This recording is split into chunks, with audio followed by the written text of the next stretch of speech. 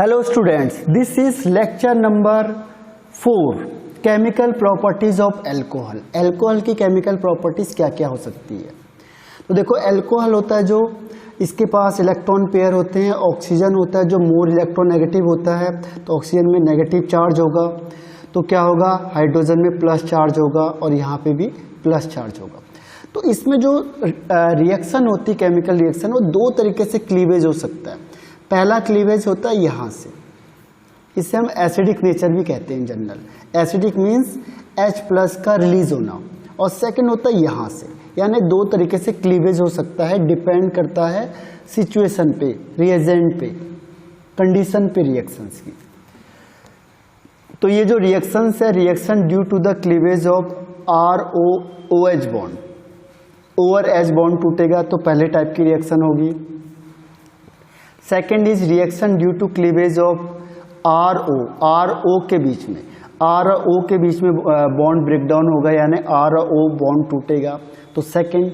Third elimination reaction हम पहले ही पढ़ चुके हैं। फोर्थ है ऑक्सीडेशन ऑफ अल्कोहल, ये थोड़ा सा डिफरेंट है, बस यही मेन है जो हम यहाँ पे पढ़ेंगे, ऑक्सीडेशन ऑफ अल्कोहल और ये एसिडिक कैरेक्टर वाला। ठीक है, हेलोफॉर्म टेस्ट दोनों जगह पे काम आता है, हम उससे आगे भी पढ़ सकते हैं, और टेस्ट ऑफ अल्कोहल। तो इसकी रिएक्शन से ये इसके पॉइंट्स हो गए। अब वन बाय वन हम एक एक करके सारे पॉइंट्स को लेते हैं। फर्स्ट है reaction due to cleavage of OH bond, या OH बॉन्ड टूटेगा। तो OH बॉन्ड की कंडीशन क्या है कि किस कंडीशन में OH बॉन्ड टूटेगा। सबसे पहली बात यह है, कौन सी कंडीशन है जहां पे OH टूटेगा, कौन सी कंडीशन है जहां पे OR बॉन्ड टूटेगा। तो जो पहली कंडीशन है वो है acidic nature of alcohol. Acidic nature देखो कई बार आता है। एसिडिक नेचर का मतलब होता है एबिलिटी टू रिलीज H+, जो जितनी जल्दी H+ को डोनेट करेगा, निकालेगा, वो उतना ज्यादा एसिडिक होता है। ठीक है, अब अल्कोहल किस कंडीशन में एसिडिक कैरेक्टर शो करता है, तो जब वो किसी एक्टिव मेटल से क्या करेगा, रिएक्शन करेगा, जैसे Na, potassium, magnesium, aluminium. Active metal से अगर रिएक्शन करता है तो हाइड्रोजन को डिस्प्लेस करता है, और हाइड्रोजन गैस क्या होती है, इवॉल्व हो जाती है। तो इसकी रिक्वायर्ड कंडीशन क्या है मेन, कि ये रिएक्शन करेगा एक्टिव मेटल के साथ, जैसे सोडियम, पोटेशियम, मैग्नीशियम। उस समय OH बॉन्ड ब्रेक डाउन होगा। ठीक है, तो जैसे एग्जांपल के लिए मैंने कहा ROH सोडियम के साथ लाए, तो सोडियम इस हाइड्रोजन को हटाएगा, तो हाइड्रोजन गैस रिलीज होगी, और यहाँ पे किस में टूटेगा, देखो हाइड्रोजन के पास है प्लस, ऑक्सीजन के पास है माइनस। ठीक है, सोडियम भी प्लस वाला होगा, तो बनेगा RONA+ और H2। तो इसका मतलब क्या होता है कि जो ROH ग्रुप होता है ये एसिडिक कैरेक्टर शो करेगा थोड़ा सा, तो RO- और H+ यहाँ से रिलीज होगा। ठीक है, अब अल्कोहल वीक एसिड होता है, वीक एसिड होता है जनरली, वीक एसिड अल्कोहल होता है जो वीक एसिड होता है। इसे अल्कोहल मत लिखना, एसिड लिख देना। ठीक है, और इसकी रिएक्टिविटी होती है, रिएक्टिविटी में जो को मिथाइल ग्रुप होता है, जो मेथेनॉल, ये सबसे ज्यादा रिएक्टिव होता है, यानी सबसे ज्यादा एसिडिक कौन होगा, ये मेथेनॉल। फिर प्राइमरी अल्कोहल, फिर सेकेंडरी, ये अल्कोहल है, प्राइमरी अल्कोहल, सेकेंडरी अल्कोहल और टर्सरी अल्कोहल।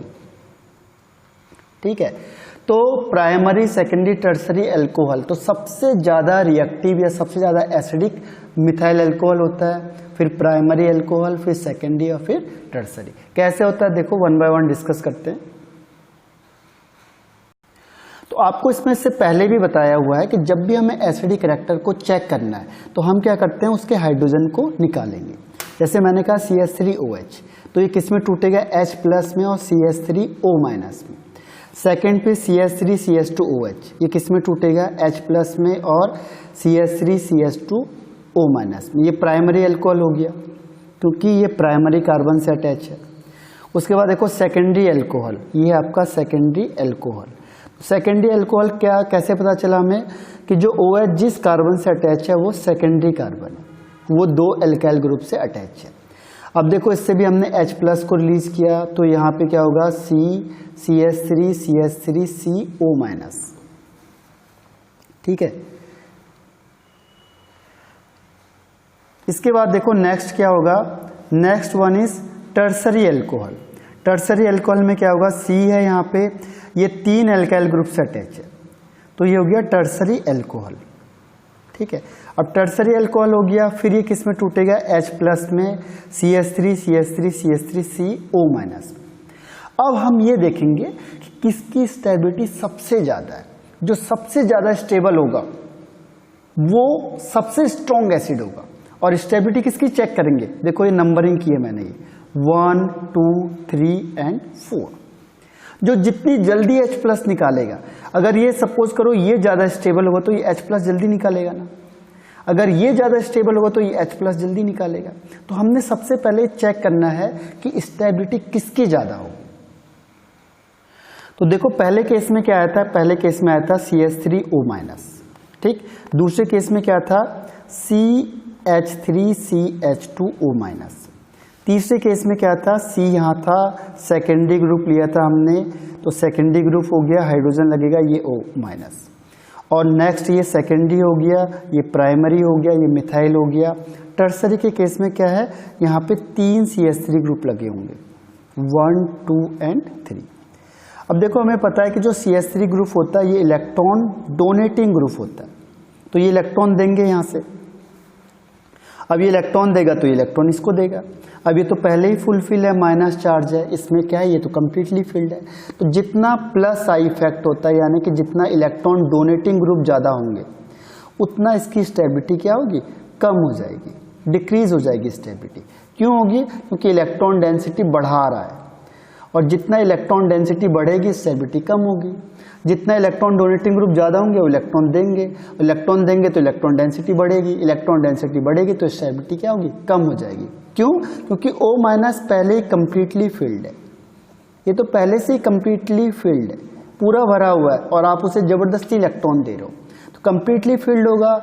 तो इसकी वजह से क्या होगा, अब देखो इनमें से सबसे ज़्यादा स्टेबल कौन होगा, 1 2 3 एंड 4। तो सबसे ज़्यादा स्टेबल होगा 1 वाला, क्योंकि उसमें एक ही मिथाइल ग्रुप लगा हुआ है, इसमें थोड़ा बड़ा ग्रुप लगा हुआ है सेकंड में, उसके बाद फिर थर्ड में, और सबसे कम स्टेबल कौन होगा, 4 वाला। इसीलिए 4 यानी टर्सरी वाले की एसिडिक कैरेक्टर सबसे कम होता है, फिर सेकेंडरी का, फिर प्राइमरी का, और जो मिथाइल अल्कोहल होता है वो सबसे ज़्यादा एसिडिक होता है। ये रीज़न है इसका। तो मैंने एसिडिक के कई बार आपको क्वेश्चन बताए हैं, तो उसमें आपको हर बार बोला कि H निकाल के स्टेबिलिटी चेक करो, ठीक है। तो एसिडिक कैरेक्टर में क्या करना है, H निकाल के उसकी स्टेबिलिटी को चेक करना है। जो ज़्यादा स्टेबल होगा इसका मतलब जल्दी H निकालना चाहेगा, और उसका एसिडिक कैरेक्टर ज़्यादा होगा। यानी कि जो एसिडिक कैरेक्टर होता है वो प्लस आई इफेक्ट के इनवर्सली प्रोपोर्शनल होगा। जितना प्लस आई इफेक्ट ज़्यादा होगा एसिडिक कैरेक्टर कम होता जाएगा, ठीक है। अब हम रिएक्शन देखते हैं, देखो C2H5OH और Na का काम क्या है, हाइड्रोजन को हटाना, तो इसने हाइड्रोजन को हटाया और यहाँ लग जाएगा C2H5ONa। तो इसे कहते हैं इथॉक्साइड यानी एल्कोक्साइड। RO- ग्रुप होता है एल्कोक्साइड, और इसमें 2 कार्बन है तो 2 के लिए इथॉक्साइड, सोडियम इथॉक्साइड या मेटल एल्कोक्साइड। ऐसे आप मैग्नीशियम के साथ रिएक्शन करवा सकते हो, C2H5OH प्लस मैग्नीशियम। तो मैग्नीशियम की वैलेंसी कितनी होती है, +2 होती है। +2 होगी तो कंपाउंड के साथ रिएक्शन करेगा, क्या बनेगा, C2H5O का होल ट्वाइस Mg। कैसे बना, इसकी वैलेंसी 1 होती है, इसकी 2 होती है, आप इसे क्या कर सकते हो, बैलेंस कर सकते हो, और प्लस H2। तो हमें क्या करना है, बैलेंस करना है। जैसे मैंने कहा आपको C2H5OH प्लस Al। अब मुझे पता है कि Al की वैलेंसी 3 होती है, ठीक है, तो Al हो गया 3, और यहाँ पे जो C2H5O है यहाँ पे 1 है, तो इसका कंपाउंड क्या बनेगा, देखो इसे क्रॉस मल्टीपल कर दो। क्रॉस मल्टीपल करेंगे तो इसको होल थ्राइस में ले जाओ, तो क्या बनेगा, देखो यहाँ पे Al, और ये बनेगा आपका C2H5O का होल थ्राइस। तो ऐसे आप कोई भी कंपाउंड बना सकते हो। Mg के केस में क्या था, यहाँ पे मैंने कहा Mg ले लिया, Mg की वैलेंसी 2 होती है, और जो यहाँ पे एल्कोक्साइड वाला ग्रुप लिया हुआ कुछ भी ले लो आप C2H5O माइनस, तो इसकी वैलेंसी 1। अब इसे क्रॉस कर दो तो क्या बनेगा, Mg, और यहाँ पे लिखेंगे C2H5O का होल ट्वाइस। तो इस तरीके से हम कंपाउंड बनाएंगे, यानी वैलेंसी को सेटिस्फाई करेंगे। नेक्स्ट देखो, अगर हमने एल्कोहल को मेटल एमाइड के साथ किया, जैसे NaNH2 के साथ, तो अमोनिया गैस बनती है और मेटल एल्कोक्साइड फॉर्म्ड होगा। वही सेम कॉन्सेप्ट है। देखो C2H5O H और NaNH2, तो ये H में प्लस चार्ज और Na में भी प्लस चार्ज +1 और NH2 में माइनस चार्ज, तो प्लस वाला माइनस के पास आएगा, तो NH2 और +1 तो NH3 बन गया। और सेम क्या करेगा, सोडियम इसको हटाता है बाहर, तो सोडियम का बन जाएगा C2H5ON। ठीक है, तो ये चीज़ का ध्यान रखना है, कोई भी ग्रुप लेंगे हम NaNH2 लेंगे तो ये Na किसको हटाएगा, H को। लेकिन इसमें एक चीज़ का ध्यान रखना है कि अगर हमने कोई एल्कली लिया, जैसे NaOH ले लिया या NaHCO3 ले लिया, एक्वस में होगा अगर वो, तो इसमें कोई रिएक्शन नहीं होती, यानी ये रिएक्शन नहीं देता है। ये इसका टेस्ट भी है। रीजन क्या होता है, अल्कोहल वीक एसिड होता है, और वीक एसिड किससे भी, वाटर से भी वीक एसिड होता है, वाटर इससे ज़्यादा एसिडिक होता है, तो ये वाटर से हाइड्रोजन को हटा नहीं सकता। इसीलिए ध्यान रखना कि अल्कोहल होता है जो, ये वीक एसिड होता है और ये एक्वस एल्कली के साथ रिएक्शन नहीं कर सकता है, यानी बहुत ज़्यादा स्ट्रॉन्ग नहीं होता है कि दूसरे को रिप्लेस कर दे, वाटर को रिप्लेस कर दे। तो इसीलिए इसमें एक एक्सेप्शनल केस है मिथाइल अल्कोहल का। अभी मैंने बताया था मिथाइल अल्कोहल ज़्यादा एसिडिक होता है, वो केवल एक्वस NaOH के साथ रिएक्शन करके कंपाउंड बना सकता है। ठीक है, तो ये सेम होगा, देखो ये Na क्या करेगा, इस हाइड्रोजन को रिप्लेस करेगा, तो CH3ONa, जो भी ग्रुप यहाँ पे होगा उसका Na, और यहाँ से OH निकलेगा, यहाँ से H निकलेगा, तो H2O फॉर्म हो जाएगा। अब आपने इस ऑर्डर को याद रखना है। देखो ये ऑर्डर हमने पहले भी डिस्कस किया था जब मैंने आपको क्वेश्चन आंसर दिए थे। Order of acidity for some compound, जैसे मैंने अभी कहा आपको H2O ज़्यादा एसिडिक होता है अल्कोहल से, फिर CH ट्रिपल बॉन्ड CH होता है, फिर NH3 होता है, और लास्ट में एल्केन होता है एसिडिक करैक्टर में। और ऐसी बेसिसिटी का मतलब कौन जल्दी अपने इलेक्ट्रॉन प्रोवाइड कराता है, R-, फिर NH2-, फिर CH ट्रिपल ये बॉन्ड है C-, फिर OR-, और फिर लास्ट में OH-। तो ये इसका सीक्वेंस है, यानी OH- सबसे वीक बेस होता है। ठीक है, अब देखो नेक्स्ट हेडिंग है इसमें एस्टरीफिकेशन। एस्टरीफिकेशन यानी एस्टर फॉर्मेशन करना। तो जब अल्कोहल क्या करता है, अल्कोहल कार्बोक्सिलिक एसिड के साथ रिएक्शन करेगा, अल्कोहल कार्बोक्सिलिक एसिड के साथ रिएक्शन करता है in presence of sulphuric acid. Sulphuric acid के साथ रिएक्शन करेगा तो एस्टर फॉर्मेशन करता है। और सल्फ्यूरिक एसिड कैसा काम करेगा, यहाँ पे कैटलिस्ट का काम करता है। तो एस्टर फॉर्मेशन का मतलब हुआ RCOOR', this is called alkyl alkanoate. Ester का नाम होता है एल्काइल एल्केनोइड। एल्काइल कहाँ से बनेगा, इससे, और एल्केनोइड कहाँ से बनता है, इस ग्रुप से। ठीक है, और ये एक रिवर्सिबल रिएक्शन होती है। तो जैसे मैंने लिखा RCOOH और यहाँ पे लिखा मैंने R-OH। कंसनट्रेटेड H2SO4 के साथ हम रिएक्शन करवाएंगे तो क्या होगा, देखो यहाँ से OH निकलेगा, यहाँ से H निकलेगा, तो H2O बाहर हो गया, और बाकी क्या बनेगा यहाँ पे RCOOR', यानी ये O कहाँ से आया, इससे आया OR', तो RCOOR', ये बनता है आपका एस्टर, RCOOR'। ठीक है, दिस इज कॉल्ड एस्टर। इसकी फ्रूटी स्मेल होती है, जो आपका परफ्यूम वगैरह बनता है वो इसी से बनता है, प्लस H2। ठीक है, तो इसमें देखो रिएक्शन है CH3COOH plus CH3OH in presence of concentrated H2SO4। तो क्या होगा, OH यहाँ से निकलेगा, H यहाँ से निकलेगा, H2O बाहर हो गया, और क्या बनेगा CH3COOCH3। तो CH3COOCH3। ठीक है, और वाटर यहाँ पे अलग हो जाता है। इसका नाम क्या, देखो इसका नाम है मिथाइल एथेनोइड। मिथाइल एथेनोइड, तो इसका ध्यान रखना, this is called methyl ethanoate.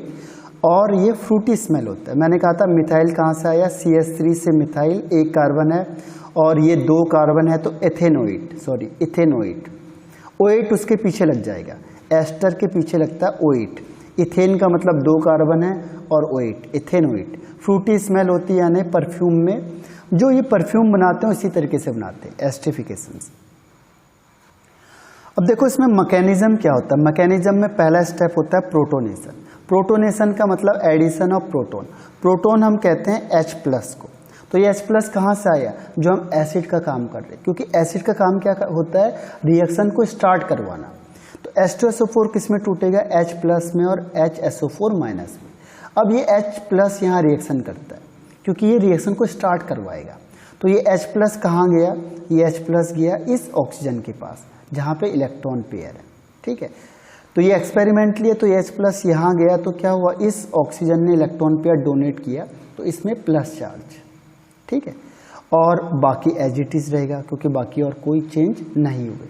अब यहाँ पे आप रेजोनेंस शो कर सकते हो, देखो ये इलेक्ट्रॉन पेयर इसके पास जाएगा, ये फुलफिल हो गया, कार्बन की वैलेंसी पूरी नहीं हो रही है तो इसमें प्लस चार्ज आ गया।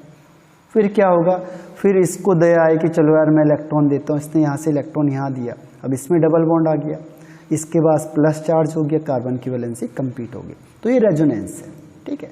इसमें से कोई भी स्ट्रक्चर हो सकता है। और फाइनली हम इसी स्ट्रक्चर पे आगे बढ़ते हैं कि सेकंड स्टेप में क्या हुआ। स्टेप सेकंड में हुआ न्यूक्लियोफिलिक अटैक। अब न्यूक्लियोफाइल कौन है यहाँ पे, एल्कोहल, क्योंकि एल्कोहल के पास इलेक्ट्रॉन है और वो इसके साथ रिएक्शन करेगा, इस कंपाउंड के साथ, ठीक है। तो अब यहाँ पे क्या हुआ, देखो ये कंपाउंड आपके पास था RCOH, यहाँ प्लस चार्ज और OH। अब एल्कोहल में कौन सा न्यूक्लियोफाइल का काम करेगा, ऑक्सीजन। क्यों, क्योंकि ऑक्सीजन के पास इलेक्ट्रॉन पेयर है। इस ऑक्सीजन ने अपने इलेक्ट्रॉन पेयर को किसके पास दे दिया, इस कार्बन के पास। और ये स्लो स्टेप होती है और इसी को हम कहते हैं रेट डिटरमाइनिंग स्टेप। ये ध्यान रखना, slow step is called rate determining step, ठीक है।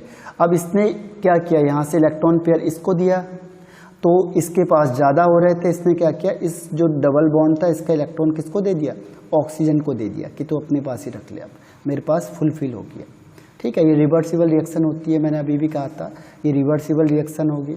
अब कार्बन क्या है, कार्बन में चारों बॉन्ड सेटिस्फाई हो गए, 1 2 3 4। अब इस ऑक्सीजन ने इलेक्ट्रॉन पेयर डोनेट किया है तो इसमें प्लस चार्ज आएगा। और ये देखो H और ये R डैश यानी ये एल्कोहल है, तो ये इंटरमीडिएट होता है, दिस इज कॉल्ड इंटरमीडिएट। और ये टेट्राहेड्रल स्ट्रक्चर होता है, दिस इज कॉल्ड टेट्राहेड्रल। आपको पता है कार्बन की अगर चारों वैलेंसी सेटिस्फाई होती है तो स्ट्रक्चर होता है उसका टेट्राहेड्रल स्ट्रक्चर। अब थर्ड स्टेप में क्या हुआ, देखो थर्ड स्टेप में होता है intramolecular transfer of hydrogen to original OH of acid. अब क्या होता है, ये जो देखो ये तो अल्कोहल से आया था हमारे पास, अब ये हाइड्रोजन एटम यहाँ से ट्रांसफर हो जाएगा। इंट्रामोलिकुलर मतलब आपस में ही क्या होता है, ये यहीं पे ट्रांसफर हो जाता है, ठीक है।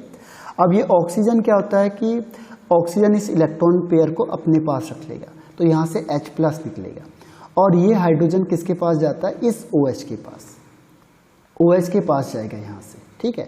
तो यहाँ पे OS था तो यहाँ पे बन गया OH2, 2 हाइड्रोजन यहाँ पे आ गए। अब ये H प्लस निकला तो यहाँ से इस ऑक्सीजन ने अपने इलेक्ट्रॉन पेयर को इसे दिया, इसीलिए इस ऑक्सीजन के पास क्या हो गया, प्लस चार्ज आ गया। बाकी एज इट इज होगा, देखो R ये R है, OH है, यहाँ पे देखो OR डैश ये OR डैश सेम है।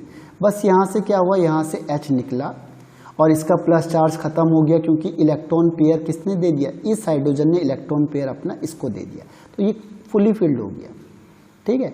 और प्लस चार्ज किस पे जनरेट हो गया, यहाँ पे OH2। अब ये OH2 यहाँ से रिमूव होगा, देखो रिमूवल ऑफ H2O। आपको हर बार मैंने पहले भी मैकेनिज्म में आ गया कि यहाँ से अब ये H2 क्या होगा, यहाँ से रिलीज होगा। अब H2 रिलीज होगा तो क्या करेगा, ऑक्सीजन की पावर ज़्यादा होती है, इलेक्ट्रॉन अपने साथ ले जाएगा उठा के। तो ये देखो यहाँ पे क्या हुआ, इसने अपने साथ इलेक्ट्रॉन ले गया उठा के। अब ये इलेक्ट्रॉन अपने साथ ले जाएगा तो क्या होगा, इस कार्बन पे फिर प्लस चार्ज आ गया क्योंकि कार्बन की वैलेंसी कितनी हो गई, 1 2 3। तो जो ये OS था इसने अपना इलेक्ट्रॉन पेयर फिर यहाँ पे क्या किया, डबल बॉन्ड के लिए प्रोवाइड करा दिया, इसको सेटिस्फाई करने के लिए, क्योंकि प्लस है तो प्लस क्या करेगा, इलेक्ट्रॉन को अपनी तरफ खींचेगा, तो इसने इलेक्ट्रॉन को अपनी तरफ खींचा। तो यहाँ पे क्या हो गया, देखो डबल बॉन्ड आ गया। अब ऑक्सीजन ने इलेक्ट्रॉन दिया है तो ऑक्सीजन में क्या चार्ज आ गया, प्लस चार्ज आ गया, ठीक है। और बाकी सब एज इट इज रहेंगे, RCOHOR डैश। अब इसका लास्ट स्टेप में आ जाते हैं, लास्ट इज डीप्रोटोनेशन। अब डीप्रोटोनेशन में क्या होता है, ऑक्सीजन होता है जो ज़्यादा पावरफुल होता है, अब उस बॉन्ड को तोड़ेगा जो वीक होगा। तो इसने देखा कि हाइड्रोजन है जो वीक होता है, इस हाइड्रोजन को तोड़ना आसान होता है, तो इसने यहाँ से क्या किया, इलेक्ट्रॉन पेयर निकाला हाइड्रोजन को और यहाँ से H+ को बाहर कर दिया। अब H+ को बाहर किया तो यहाँ पे एक बेस भी घूम रहा था, कौन, HSO4- का, ये बेस है। तो H+ HSO4- के साथ मिलके क्या बना देगा, H2SO4। तभी मैंने कहा था H2SO4 किसका काम कर रहा है, कैटलिस्ट का, जो लास्ट में क्या होता है, अनचेंज रहता है। रिएक्शन को स्टार्ट किसने किया, H2SO4 ने, और लास्ट में क्या हुआ, H2SO4 अनचेंज रह गया। तो यहाँ से और ये इलेक्ट्रॉन पेयर इसके पास चले जाएगा तो क्या बनेगा, RCOOR-, यानी एस्टर फॉर्म्ड हो गया। और इसके साथ साथ हमें H2SO4 क्या हुआ, अलग से मिल गया, जो कैटलिस्ट का काम कर रहा है। तो ये है आपकी मैकेनिज्म ऑफ एस्टर, कि कैसे एस्टर फॉर्म हुआ, किससे, अल्कोहल और एसिड से। तो ये अल्कोहल में भी आता है, एसिड में भी आता है, तो हम एसिड में आपको बताएंगे नहीं क्योंकि हमने पहले इसे बता दिया। अब देखो रेट ऑफ एस्टरिफिकेशन आता है, कि रेट ऑफ एस्टरिफिकेशन किसकी ज़्यादा होगी, किसमें जल्दी जो एस्टर बनेगा किसमें ज़्यादा होगा। तो ये हमने पहले भी डिस्कस किया हुआ है कि जो रेट होता है हमेशा स्टेबिलिटी ऑफ इंटरमीडिएट पे डिपेंड करेगा, यानी जो रेट डिटरमाइनिंग स्टेप में जो इंटरमीडिएट बन रहा है उस पर डिपेंड करता है। तो जितना क्राउडी ज़्यादा होगा उतना रेट ऑफ रिएक्शन क्या होगी, स्लो हो जाएगी। कैसे, देखो एक बार बताता हूँ आपको।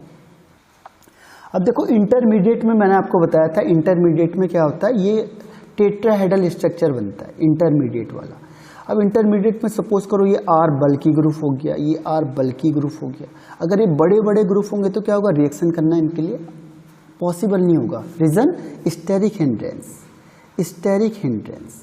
तो जितना स्टेरिक हिंड्रेंस ज़्यादा होगा, जितना बल्की ग्रुप लगे होंगे, स्टेरिक हिंड्रेंस ज़्यादा होगा, और ज़्यादा होने से क्या होगा, रिपल्सन होगा। स्टेरिक हिंड्रेंस मीन्स क्या होता है, रिपल्सन, उतना रिपल्सन ज़्यादा होगा, और जब रिपल्सन ज़्यादा हो तो रेट क्या होगी, स्लो हो जाएगी, यानी रेट ऑफ रिएक्शन डिक्रीज हो जाएगा। तो इसीलिए इसमें जितने ये R ग्रुप क्या होंगे, छोटे होंगे, उतना रिएक्शन फास्ट होगी। तो रेट ऑफ रिएक्शन किस इनवर्सली प्रोपोर्शनल है स्टेरिक हिंड्रेंस के, ठीक है। सेकंड हमने क्या कहा था, R ग्रुप छोटा होना चाहिए। अब देखो जितना छोटा R होगा, R का मतलब मैंने CH3 लिया तो सबसे फास्ट चलेगा, मैंने C2H5 ले लिया तो इसकी रिएक्शन स्लो हो जाएगी। अब मैंने यहाँ पे सेकेंडरी ले लिया, सेकेंडरी देखो, सेकेंडरी और बड़ा ग्रुप हो गया, बल्की ग्रुप, तो क्या होगा, इसकी रेट रिएक्शन और कम हो जाएगी। टर्सरी ले लिया मैंने, और बड़ा ग्रुप ले लिया, तो जितना बड़ा ग्रुप लेंगे उतना क्या होगा, रेट ऑफ रिएक्शन स्लो हो जाएगा।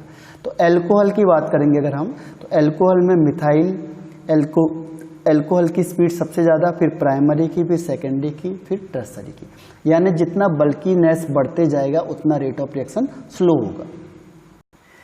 और ऐसी सेम स्टेप किसके साथ है, कार्बोक्सिलिक एसिड के साथ। कार्बोक्सिलिक एसिड में जो फॉर्मिक एसिड होता है जिसमें H है वो सबसे ज़्यादा फास्ट होगा। रीज़न क्या है, स्टेरिक हिंड्रेंस सबसे कम होगा। उसके बाद CH3 वाला, उसके बाद फिर मैंने C2H5 वाला, C2H5 के बाद फिर सेकेंडरी वाला बड़ा ग्रुप है, उसके बाद फिर टर्सरी वाला। टर्सरी वाले की स्पीड सबसे स्लो होगी। रीज़न क्या है, स्टेरिक हिंड्रेंस इसमें सबसे ज़्यादा होगा, तो टर्सरी वाला सबसे स्लो चलेगा, सेकेंडरी वाला उससे थोड़ा फास्ट होगा, C2H5 और फास्ट होगा, CH3 और फास्ट होगा क्योंकि छोटा ग्रुप है, और H सबसे छोटा है तो सबसे स्पीड वाला होगा। तो अभी हमने बताया था जितना स्टेरिक हिंड्रेंस के लिए R ग्रुप छोटा होना चाहिए, जितना R छोटा होगा उतना स्टेरिक हिंड्रेंस कम होगा, स्टेरिक हिंड्रेंस कम होगा तो रेट ऑफ रिएक्शन फास्ट हो जाएगी। अब सेकेंड जो रिएक्शन आती है, देखो सेकेंड रिएक्शन हमने पूरी पढ़ रखी है, reaction of alcohol due to cleavage of R-OH bond. अब ये बॉन्ड टूटेगा, देखो हमने सब कुछ पढ़ा हुआ है इसमें देखो reaction with hydrogen halide, reaction with hydrogen halide.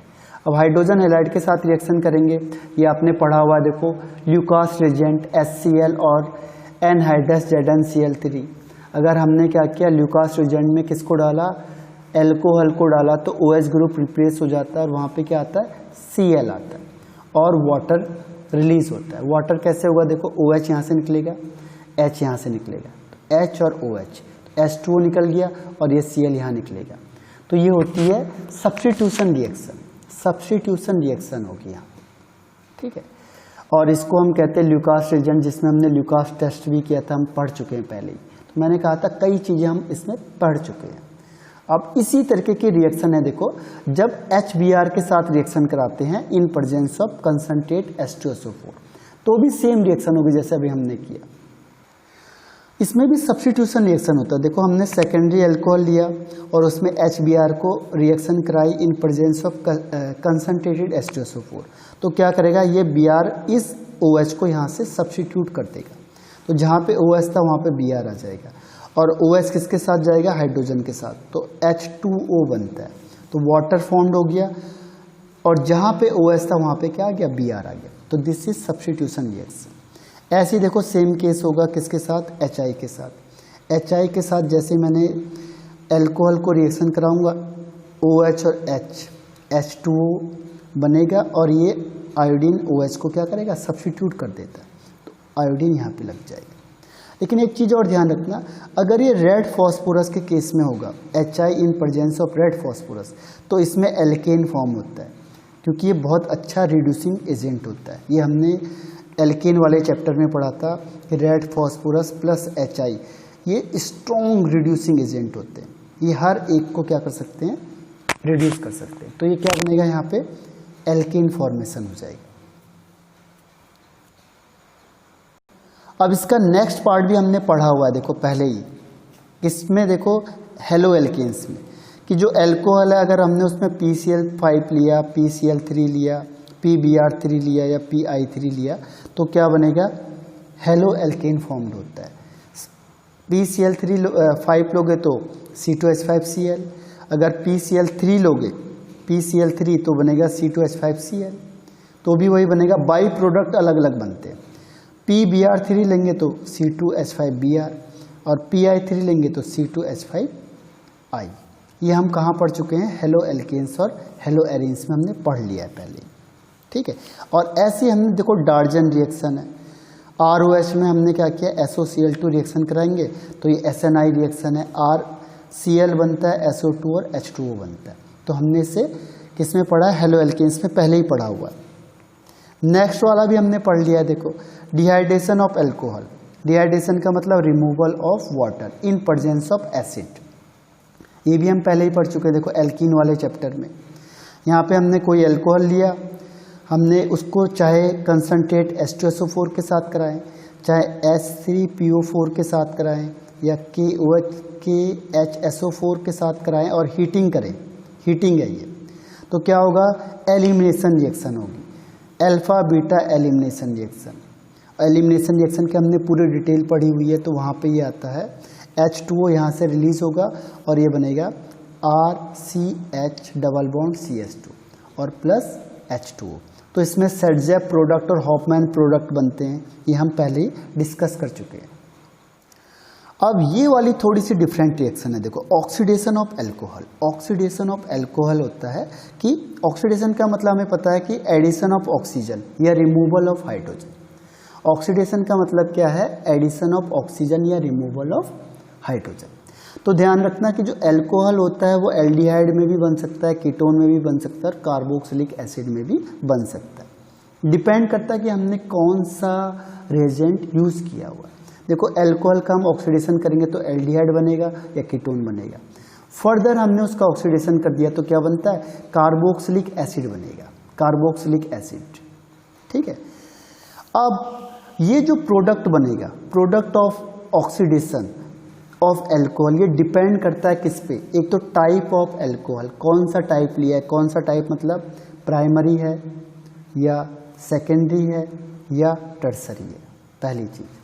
Second, type of reagent या कंडीशंस पे, कौन सा रिएजेंट हम यूज कर रहे हैं उस पर डिपेंड करेगा, ठीक है। तो वन बाय वन हम क्या करते हैं, इन दोनों चीज पर डिस्कस करते हैं। अब देखो फर्स्ट है आपका विद पोटेशियम डाइक्रोमेट K2Cr2O7 और एसिडिक पोटेशियम पर मैग्नेट यानी KMnO4। एसिडिक का मतलब H+ यानी H2SO4 की प्रेजेंस में होगा, ठीक है। तो ये दोनों क्या होते हैं, स्ट्रॉन्ग ऑक्सीडाइजिंग एजेंट होते हैं, स्ट्रॉन्ग, ध्यान रखना। तो इनका काम क्या है कि अगर प्राइमरी एल्कोहल होगा तो डायरेक्ट इसे कार्बोक्सिलिक एसिड में चेंज कर देंगे। प्राइमरी एल्कोहल कोई भी होगा उसका कार्बोक्सिलिक एसिड बन जाएगा। अगर सेकेंडरी एल्कोहल लेंगे तो उसका कीटोन बनेगा। और अगर हम टर्सरी अल्कोहल लेते हैं, टर्सरी अल्कोहल लेंगे तो कोई भी इफेक्ट नहीं पड़ेगा, कोई रिएक्शन नहीं होगी, ध्यान रखना है। प्राइमरी अल्कोहल में एसिड, सेकेंडरी अल्कोहल में कीटोन, और टर्सरी अल्कोहल लेंगे हम तो कोई भी रिएक्शन नहीं होगी। अब देखो आपको रिएक्शन बता देते कैसे आएगी। जैसे मैंने लिखा है यहाँ पे CH3CH2OH, ठीक है, और यहाँ पे उसने लिख दिया यहाँ पे एसिडिफाइड K2Cr2O7, या फिर उसने लिख दिया यहाँ पे एसिडिफाइड KMnO4। दोनों स्ट्रॉन्ग ऑक्सीडाइजिंग एजेंट होते हैं, तो इनका काम क्या होता है, ऑक्सीजन प्रोवाइड कराना, ठीक है।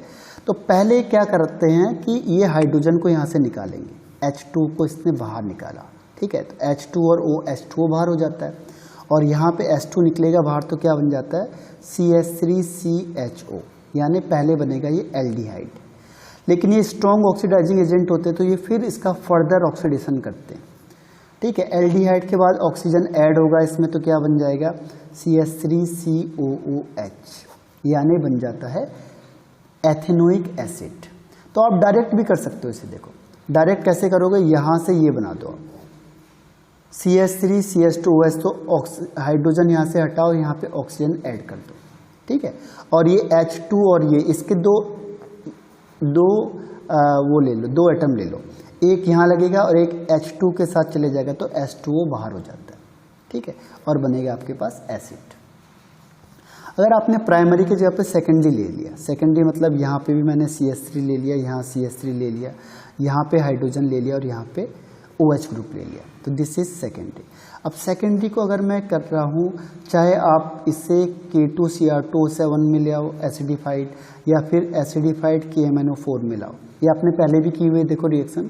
तो ये क्या करता है, H और H यहाँ से H2O बाहर निकालेगा, ठीक है। अब H2O बाहर निकालेगा तो ये बॉन्ड यहाँ आ जाता है, तो क्या बनेगा देखो, CH3C double bond O CH3, तो ये कीटोन ही बनेगा। अब इसके आगे ऑक्सीडेशन नहीं हो सकती है, तो इसका फाइनल प्रोडक्ट हर हमेशा कीटोन ही बनेगा, फिक्स है ये। H और H यहाँ से रिलीज होगा और कीटोन ही फॉर्म्ड होगा, ये है एसीटोन, ठीक है। और टर्सरी में वो रिएक्शन करेगा नहीं। सेकेंड पॉइंट है देखो, with red hot copper tube. अगर रेड हॉट कॉपर ट्यूब के साथ करेंगे तो क्या होता है, इसमें भी डिहाइड्रोजिनेशन होता है, यानी हाइड्रोजन का रिमूवल। सेम कॉन्सेप्ट है, देखो वही चीज़ हो रही है। प्राइमरी अल्कोहल को हमने अगर करेंगे कॉपर के प्रेजेंस में और 573 केल्विन में, तो ये इसे एल्डिहाइड में चेंज करेगा। कैसे, हाइड्रोजन को निकालेगा, यहाँ से एक हाइड्रोजन और यहाँ से एक हाइड्रोजन, तो 2 हाइड्रोजन इसने यहाँ से बाहर निकाल दिए, हाइड्रोजन निकलेगा बाहर तो क्या बनेगा, RCHO, यानी एल्डिहाइड फॉर्म होता है। और अगर हमने सेकेंडरी अल्कोहल लिया, सेकेंडरी का मतलब R 2 एल्काइल ग्रुप से अटैच होगा और इसमें OH ग्रुप होगा, ठीक है। कॉपर के प्रेजेंस में 573 केल्विन टेम्परेचर पे, तो यहाँ से भी क्या होगा, हाइड्रोजन निकलता है, H यहाँ से और ये H यहाँ से, H2O रिलीज होगा, तो यहाँ पे क्या होगा, डबल बॉन्ड आ जाएगा, देखो R डबल डैश और C डबल बॉन्ड हो, तो इसे कहते हैं कीटोन। क्योंकि कीटोन में जो कार्बोनाइल ग्रुप होता है उसके दोनों तरफ एल्काइल ग्रुप अटैच होते हैं, तो दिस इज कॉल्ड कीटोन। तो कीटोन फॉर्मेशन हो गया। तो सेकेंडरी अल्कोहल से कीटोन बनता है, प्राइमरी अल्कोहल से एल्डिहाइड बनता है, और टर्सरी अल्कोहल होगा तो क्या बनेगा, देखो टर्सरी अल्कोहल लिया हमने तो उससे एल्कीन फॉर्मेशन होता है, यहाँ पे डिहाइड्रेशन होता है, वाटर निकलेगा। कैसे, देखो यहाँ से OH निकला और इससे किसी से भी एक से H निकाल दो बाहर, ये CH3 था, यहाँ पे लिखो CH2 और यहाँ पे H, तो क्या होगा, OH और H2O यहाँ से रिमूव हो जाएगा।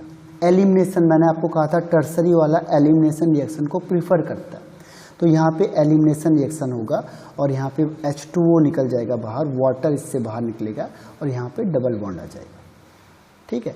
तो ये किसके केस में होता है, कॉपर के केस में। इसके बाद देखो नेक्स्ट रिएजेंट के नाम बताता हूँ और इनके सबके एक ही काम है। थर्ड वाला है PCC से कहते हैं पिरिमिडियम क्लोरोक्रोमेट। इसका फॉर्मूला क्या बनता है, देखो पिरिमिडीन का फॉर्मूला ये होता है CrO3 क्रोमिक एसिड और HCl, इसका रेशियो होता है 1:1:2, इससे बनता है। PCC इसका फुल शॉर्ट फॉर्म होती है। सेकेंड है जोस रिएजेंट, ये होता है आपका chromic acid H2Cr2O4 in aqueous acetone, यानी CrO3H2SO4 के साथ क्रोमिक एसिड बन गया प्लस एसीटोन CH3COCH3, ठीक है, कीटोन ग्रुप होता है एसीटोन। तो ये हो, चाहे उसमें कोलिन्स रिजेंट होता है। कोलिन्स रिजेंट कैसे बनता है, देखो पिरिमिडीन हो गया, CrO3 हो गया और CH2Cl2, इसका रेशियो होता है 2:1:1। जनरली से इसी नाम से जानते हैं, इसको इसी नाम से लिखेंगे। इसको हो सकता है ये लिख दे क्रोमिक एसिड या CrO3 लिख दे या जो रिएजेंट लिख ले, इसे हम PCC लिखते जाते हैं। या हो सेरेट्स रिएजेंट, इसमें क्या होगा, ये फिर आ गया पिरिमिडीन, CrO3 हो गया, HCl हो गया और CH2Cl2, इनका सबका 1:1:1:1, ठीक है। या फिर हो NBS यानी N ब्रोमो सक्सिनामाइड, इनमें से कोई भी होगा, 3 to 8 में से कोई भी रिएजेंट होगा। तो अगर वो प्राइमरी अल्कोहल होगा तो एल्डिहाइड में कन्वर्ट होगा, सेकेंडरी अल्कोहल होगा तो कीटोन में कन्वर्ट होगा, और अगर टर्सरी अल्कोहल होगा तो उसमें कोई इफेक्ट नहीं होगा, ठीक है। तो हम रिएक्शन को आगे हम डिस्कस करते हैं। एक बार आप इसे सॉल्व करके देखो इस क्वेश्चन को कि हो सकता है या नहीं। आगे हम प्रैक्टिस करेंगे सारे क्वेश्चंस की। CH3CH2OH PCC लगाएंगे, क्या बनेगा, CH3COH कॉपर के साथ हीटिंग करेंगे तो क्या बनेगा, और CH3CCH3CH3OH को जो रिएजेंट के साथ रिएक्शन करेंगे तो क्या बनेगा। ये एक बार सोचो और फिर मुझे आंसर भेजो। कभी कभी क्या करता है, एक और ऑक्सीडाइजिंग एजेंट को यूज करता है, MnO2। MnO2 is oxidising agent, लेकिन ये कहाँ पे काम करेगा, केवल ये बेंजाइलिक अल्कोहल और एलाइलिक अल्कोहल पे ही काम करेगा बस, बाकी और किसी के साथ ये ऑक्सीडाइजिंग एजेंट शो नहीं करता। तो इसमें अगर प्राइमरी अल्कोहल होगा तो एल्डिहाइड बनेगा, सेकेंडरी अल्कोहल होगा तो कीटोन बनेगा, और टर्सरी होगा तो नो इफेक्ट। तो जनरली देखो आंसर में यही आ रहा है, लेकिन ध्यान रखना है कि किसके लिए कौन सा रिएजेंट यूज होगा, ठीक है। तो ये MnO2 होता है बेंजाइलिक अल्कोहल और एलाइलिक अल्कोहल। बेंजाइलिक आपको बताया हुआ कि बेंजीन के ऊपर CH2 होगा, उसके साथ OH ग्रुप अटैच होगा। एलाइलिक ग्रुप होता है ये वाला एलाइलिक ग्रुप है। OH जिस कार्बन से अटैच है उसका next carbon carbon double bond होगा, this is called allylic alcohol. अब हम इसके लास्ट पोर्शन पे आते हैं, टेस्ट ऑफ अल्कोहल। ये बोर्ड लेवल में ही पूछा जाता है। पहला लिटमस टेस्ट होता है। आप चाहे रेड लिटमस को अल्कोहल में डालोगे तो कोई चेंज नहीं होगा, चाहे आप ब्लू लिटमस को अल्कोहल में डालो कोई चेंज नहीं होगा। इसका मतलब अल्कोहल न्यूट्रल होता है लिटमस के रिस्पेक्ट में, कोई इफेक्ट नहीं पड़ता अल्कोहल का। लिटमस, किसी भी लिटमस को डालो अल्कोहल में कोई भी कलर चेंज नहीं होगा। सेकंड देखो बेस, रिएक्शन विद बेस। अभी हमने रिएक्शन कराई थी जैसे NaSCO3 या एक्वस NaOH के साथ हमने रिएक्शन कराई थी अल्कोहल की, तो ये उसकी रिएक्शन नहीं देता। रीज़न क्या है कि एक्वस होने की वजह से क्या होता है, क्योंकि जो अल्कोहल होता है वो वाटर से भी लेस एसिडिक होता है, वाटर ज़्यादा पावरफुल होता है अल्कोहल से, इसीलिए वाटर की प्रेजेंस में रिएक्शन को नहीं दे सकता। एक्वस अगर हमने लिखा है NaSCO3 या NaOH तो ये वहाँ पे रिएक्शन नहीं देगा, ठीक है। रीज़न क्या बताया आपको, रीज़न ये था कि water is more acidic then alcohol, water ज़्यादा पावरफुल होता है किससे, अल्कोहल से। फिर है ल्यूकास टेस्ट। हमने देखो उसमें भी पढ़ा था, किसमें, हेलो एल्केन्स में, ल्यूकास टेस्ट का, कि ये प्राइमरी सेकेंडरी और टर्सरी को डिफ्रेंशिएट करता है। तो हम वहीं से ऐसे देखेंगे। और ये लास्ट आता है देखो Victor Meyer test. Victor Meyer test भी प्राइमरी सेकेंडरी और टर्सरी को डिफ्रेंशिएट करता है। देखो कैसे, हमने प्राइमरी अल्कोहल में HI को रिएक्शन कराई तो क्या करेगा, IOH को रिप्लेस करेगा, ये बन जाएगा RCH2I। फिर इसमें हम AgNO3 डालेंगे तो क्या होगा, AgNO2 डालेंगे तो NO2I को रिप्लेस करेगा, ये बनेगा RCH2NO2। फिर इसमें हम डालेंगे HNO2 को डालेंगे तो इसमें क्या होगा, एक तो ये NO2 पहले से ही था, ये H2 को रिप्लेस करता है, H2O अलग हो जाएगा और NOH यहाँ पे फॉर्म होगा, RC डबल बॉन्ड NOH। यहाँ पे क्या करेगा, देखो H2 यहाँ से निकलेगा, O यहाँ से निकलेगा, तो H2O निकल जाएगा बाहर और N इसके साथ अटैच होगा डबल बॉन्ड के साथ, तो NOH, ठीक है।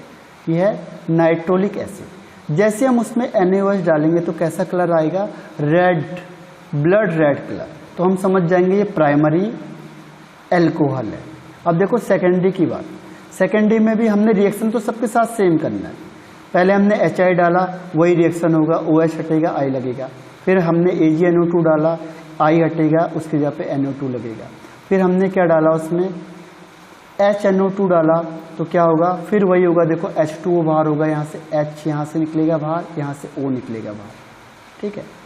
तो और यहाँ पे क्या बच गया, एक H यहाँ से भी निकलेगा, तो यहाँ पे NO बच गया केवल, क्योंकि एक H 2 H H2O, तो यहाँ पे केवल क्या बचेगा, NO, N double bond O बच गया, नाइट्रोलिक एसिड। और फिर हमने NaOH डाला, तो अब इसका कलर क्या आया, ब्लू कलर आया, क्योंकि हम इसे एक्सपेरिमेंट करेंगे लैब में। तो जैसे हम उसमें NaOH डालेंगे तो ब्लू कलर आएगा, तो हम समझ जाएंगे हम सेकेंडरी एल्कोहल की बात कर रहे हैं। कलर से ही डिसाइड होता है लैब में। फिर हम आएंगे टर्सरी एल्कोहल में। टर्सरी एल्कोहल में हमने HI डाला, तो फिर क्या करेगा, OH को हटाएगा, I लग जाएगा। फिर हमने AgNO2 को डाला, I हटेगा, उसमें NO2 लग जाएगा। फिर हमने क्या डाला उसमें, HNO2, क्योंकि इसके पास हाइड्रोजन नहीं है, नहीं तो वाटर बना देता, लेकिन हाइड्रोजन नहीं होते इस कार्बन के पास, इसीलिए अब ये रिएक्शन नहीं करेगा। और रिएक्शन नहीं होगा तो ये क्या आएगा, कलरलेस। तो जैसे आपने HNO2 डालने के बाद फिर NaOH डालेंगे तो उसका कोई भी कलर डेवलप नहीं होगा, क्योंकि रिएक्शन ही नहीं हो रही है। रिएक्शन नहीं होगा तो कलरलेस आएगा। जैसे कलरलेस आएगा आप समझ जाओगे वो क्या है, टर्सरी एल्कोहल है। तो इस तरीके से हम तीनों अलग अलग एल्कोहल को डिफ्रेंशिएट कर सकते हैं, प्राइमरी, सेकेंडरी और टर्सरी को। इसीलिए हम इसे कहते हैं वेक्टर मेयर टेस्ट, क्योंकि साइंटिस्ट ने इस टेस्ट को दिया था, ठीक है। तो आपको ये याद करना है, बोर्ड लेवल में भी आ जाता है ये टेस्ट वगैरह, तो आपको ये याद करने पड़ेंगे, ठीक है। तो एल्कोहल लगभग आपका फिनिश होता है, और एक थोड़ा सा पोर्शन बचा हुआ हल्का सा कि जो लार्ज अमाउंट में हम एल्कोहल को कैसे फॉर्म करेंगे, तो थोड़ा सा है। बाकी ये पूरा आपका एल्कोहल फिनिश हो चुका है। फिनॉल और ईथर आपका कल फिनिश हो जाएगा, तो कल आपका ये चैप्टर पूरा फिनिश हो जाएगा। Thank you, goodbye, have a nice day.